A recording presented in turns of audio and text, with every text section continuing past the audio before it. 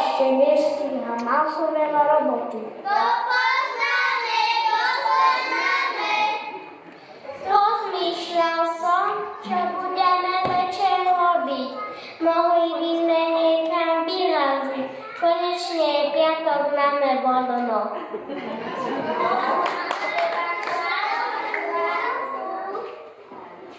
A čo naše ženy? Mohli by sme ich prekvapiť, keď už majú ten sviatok.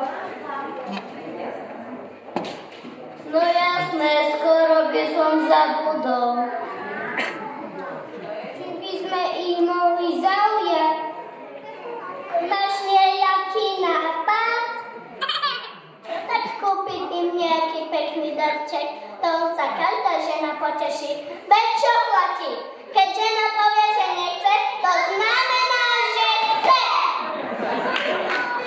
To nie je zlé, ale ja som počul, že dnes má byť divadielko a koncert v kultúrnom dome. Čo tak zobrať ich tam? Áno, to bude určite skvelé.